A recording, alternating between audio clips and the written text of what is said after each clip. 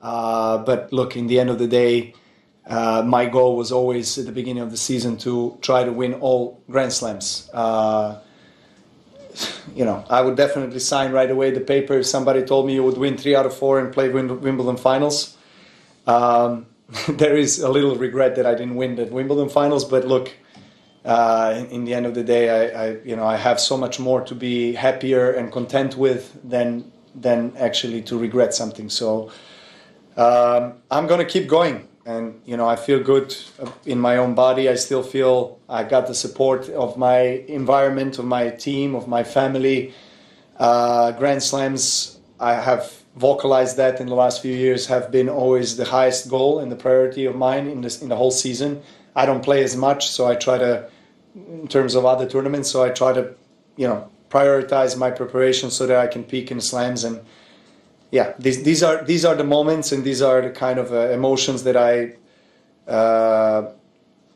motivate myself with every single day when I'm not playing a tournament. And yeah, occasionally asking myself, why do I need this still at this stage after all I've done? How long do I want to keep going? I do have these questions in my head, of course.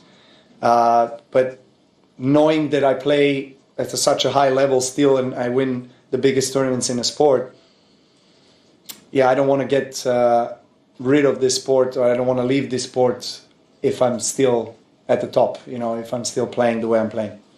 Matt? Hey, Novak. How does this dominant year compare with your other dominant years when you were going up against Roger and Rafa and Andy mainly, in terms of playing them, and you had such distinct rivals and then playing this crew where it's a different opponent.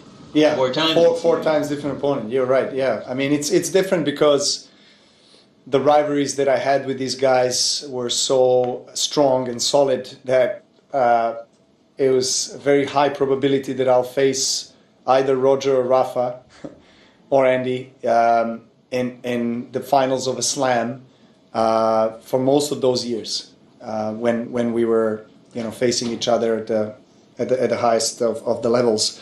Nowadays, that's different. I don't mind playing different players in the slams as long as I win.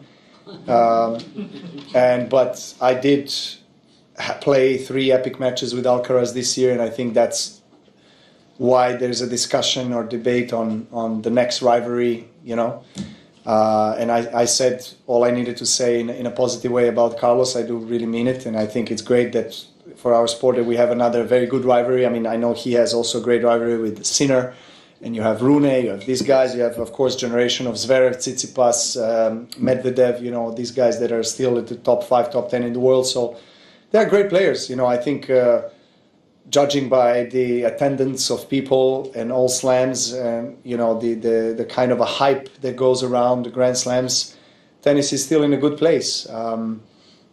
Players come and go. It will be the same kind of destiny for me. Eventually one day I'll leave tennis in about 23-4 years, and there's going to be new young players coming up. So Brian. Until then, I guess you'll see me a bit more.